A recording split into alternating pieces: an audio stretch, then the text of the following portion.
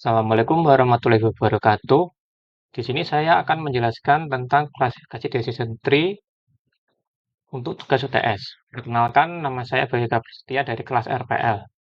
Langkah pertama yang kita lakukan adalah mengumpulkan data. Di sini kita telah diberikan link dataset terkait CDC Diabetes Health Indicator. Kita masuk ke websitenya UJI terlebih dahulu untuk mendapatkan dataset. Kita klik dataset homepage, kemudian kita klik download dataset as zip. Dan setelah download selesai, kita bisa melakukan unzipping terhadap file zip tersebut. Kebetulan saya sudah melakukan ekstrak terhadap file tersebut. Di sini kita akan menggunakan diabetes binary health indicator BRFSS 2015 dengan ekstensi .csv. Selanjutnya kita melakukan proses load Gdrive. Pertama kita mendefinisikan variabel tempat yang akan kita gunakan untuk mengupload dataset. Di sini saya menggunakan file UTS di dalam file collab notebooks.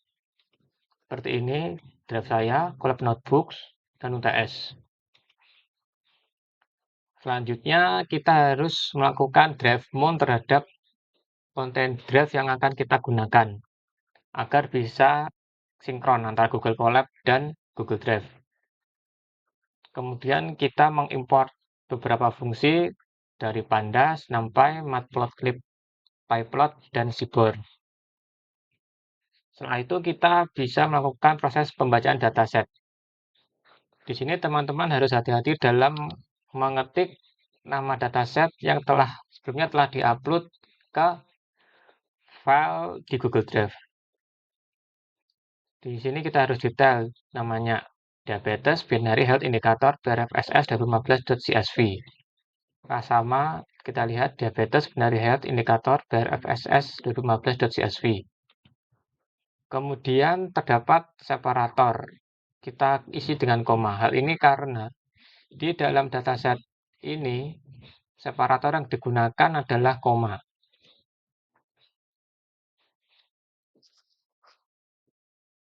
Seperti ini, sepertinya adalah koma. Kadangkala juga terdapat separator titik koma di dalam dataset. Di sini kita lihat terdapat seluruh kolom yang di dalam dataset, mulai dari diabetes binary sampai income. Kemudian kita membaca informasi dataset bahwa seluruh kolom dari dataset diabetes tersebut memiliki tipe float 64. Kemudian kita membaca informasi missing value. Apakah terdapat missing value di dataset diabetes?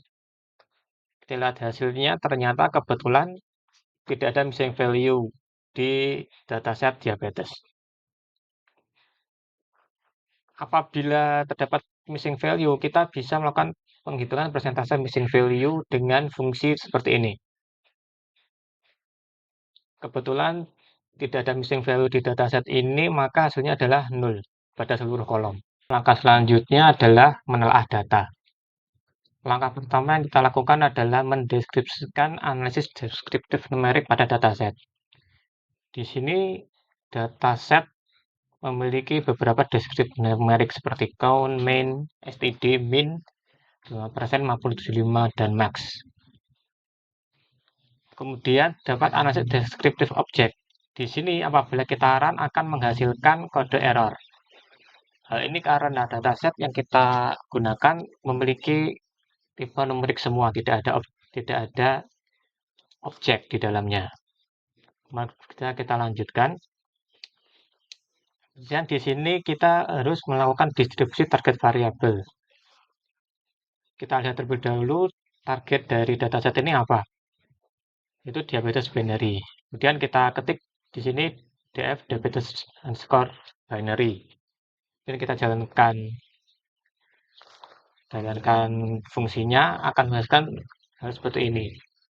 Di sini mengartikan bahwa orang yang tidak mengidap diabetes sebanyak 86%. sedangkan orang yang mengidap diabetes sebanyak 13%. Lalu kita melakukan visualisasi distribusi numerik. Pada fungsi histogram ini berfungsi untuk melakukan visualisasi distribusi numerik terhadap dataset diabetes.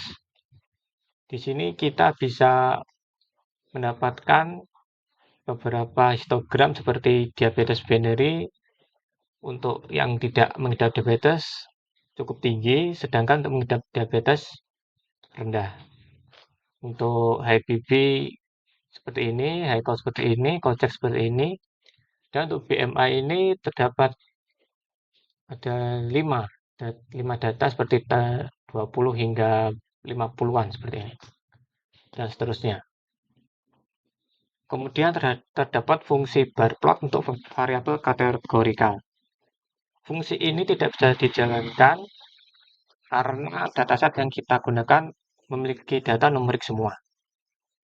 Kemudian kita lanjut ke analisis korelasi matriks. Kita jalankan fungsi ini. Nah, hasil dari fungsi ini menjelaskan bahwa korelasi matriks pada feature numerik. Ada 1, 1, 1, 1, 1, hingga ke bawah 1. Nah, yang menjadi perhatian kita adalah yang berwarna oranye ini. Yang berwarna oranye ini adalah tinggi. Tapi di sini masih bisa kita toleransi karena hanya 0,5. Apabila terdapat 0,8, kita bisa menghapusnya dengan fungsi yang lain. Kemudian kita jalankan fungsi analisis hubungan numerik dengan target variabel. Di sini kita menjalankan fungsi analisis hubungan numerik dengan target variabel. Target variabelnya adalah diabetes binary diversuskan dengan seluruh fitur yang terdapat di dataset. Di sini kita bisa melihat diabetes binary melawan diabetes binary hasilnya seperti ini. HBP melawan diabetes binary seperti ini. Echo versus diabetes binary seperti ini. Kolcek diabetes binary seperti ini, dan seterusnya. Kemudian kita mendapati fungsi yang sama seperti di atas, yaitu menganalisis hubungan objek dengan target variabel. Karena kita dataset kita hanya berisi numerik, maka hubungan objek ini tidak akan memberikan apa-apa. Kemudian kita melakukan identifikasi outlier. Kita jalankan fungsi ini, kemudian akan menghasilkan box plot of numeric feature yang memiliki outlier.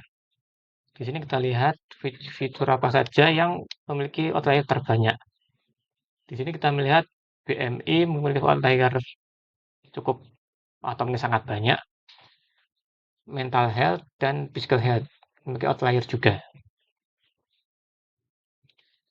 Selanjutnya kita akan melakukan validasi. Nah, di sini kita bisa melakukan pemeriksaan missing values. Kita jalankan fungsinya. Terlihat di sini hasilnya tidak ada missing values pada kolom dataset. Kemudian kita lakukan visualisasi missing values. Terlihat di visualnya kosong karena kita tidak memiliki missing values. Kemudian kita melakukan pemeriksaan duplikat pada dataset. Di sini dihasilkan bahwa terdapat jumlah baris duplikat sekitar 24.206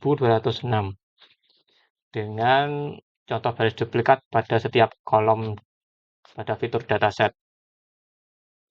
Kemudian kita melakukan validasi tipe data. Di sini terlihat semua tipe datanya sudah numerik ya. Kemudian kita memvalidasi nilai ring dari setiap kolom. Di sini ring nilai untuk diabetes binary minimal 0, maksimal 1, high BP 01, high col 01, Kolcek 01, BMI 1298, dan seterusnya. Selanjutnya kita masuk ke unit 5, yaitu membersihkan data.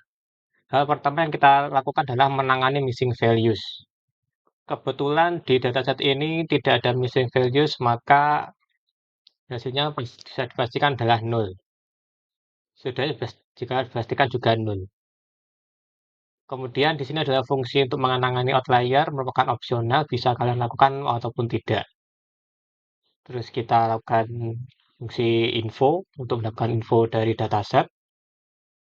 Jumlahnya sebanyak ini dan data tipenya ada float 64. Kemudian kita akan menangani duplikat. Di sini jumlah baris duplikatnya sekitar 24.000 dan jumlah baris setelah menghapus duplikat adalah 229.000. Kemudian kita cek kembali apakah duplikatnya sudah terjalankan dengan baik. Jika sudah, maka kita lakukan validasi pembersihan. Seperti ini. Kemudian simpan data yang sudah bersih ke file Google Drive teman-teman masing-masing. Di sini saya menggunakan nama dbtusheadclean.csv. Apakah sudah tersimpan? Kita cek lagi. Ya, sudah. Kemudian masuk ke unit 6 yaitu mengkonstruksi data. Di sini terhadap fungsi fitur engineering bisa kalian lakukan ataupun tidak, merupakan opsional. Lalu melakukan transformasi data non-numerik menjadi numerik. Hal ini tidak perlu dilakukan pada dataset ini karena dari awal dataset kita adalah numerik semua, tidak ada data non-numerik. Fungsi ini penting untuk dilakukan karena decision tree tidak menerima data dalam bentuk huruf ataupun non-numerik lainnya. Ini juga fungsi yang berkaitan dengan yang tadi, kemudian cek kembali korelasinya. Di sini korelasi masih sama dengan yang paling tinggi sekitar 0,52. Kemudian kita bisa melakukan penghapusan fitur yang bernilai konstan. Fitur bernilai konstan ini bisa didefinisikan sebagai fitur yang nilainya selalu konstan, bisa 111, 000, atau yang lain. Kemudian kita masuk ke penghapusan fitur berkorelasi tinggi. Fitur ini sangat penting untuk menghapus fitur-fitur yang berkorelasi tinggi. Di sini kita batasi hingga 0,8 ya. Ternyata hasilnya adalah 0. Hal ini karena fitur paling tinggi di korelasi adalah 0,52 saja. Kemudian kita lanjutkan, lanjut ini info yang tadi. Kemudian ini deskripsinya. Kemudian cek kembali korelasinya setelah penghapusan. Masih sama karena tidak ada yang dihapus korelasinya. Kemudian dilanjutkan dengan membangun model. Di sini kita awali dengan memisahkan fitur dan targetnya terlebih dahulu. Kemudian melakukan split data. Di sini split data untuk training set dan testing set. Di sini training setnya sekitar 228.000 dan testing setnya 25.000. Kemudian kita membangun dengan decision tree dengan mengandalkan fungsi ini, lalu menemukan bahwa terdapat base parameter yaitu criterion Gini, max depth 5, min sample lift 1, min sample split 2. Kemudian kita masuk ke evaluasi, kita jalankan fungsi ini dan mendapatkan bahwa conversion metric-nya seperti ini. Bisa teman-teman lihat sendiri seperti ini conversion metric-nya. Kemudian kita lanjut ke memvisualisasikan decision tree. Di sini bisa saya jelaskan sedikit, yaitu jika high BP-nya lebih dari sama dengan setengah, jika iya maka akan masuk ke gen health lebih dari 2,5. Jika gen health-nya 2,5 kurang, maka akan masuk ke umurnya apakah 7,5 atau lebih. Jika lebih dari 7,5 atau 7,5, maka akan diperiksa high kolesterolnya, apakah lebih setengah atau tidak, dan seterusnya. Kemudian kita bisa mencari fitur-fitur yang penting itu apa saja menggunakan fungsi ini. Di sini dijelaskan bahwa fitur yang penting itu terdapat high BP, gain health, BMI, high call, dan age atau umur. Kemudian kita cek dengan data training dengan menggunakan fungsi ini. Hasilnya adalah hampir semua running set dan test setnya sama, sekitar 86%.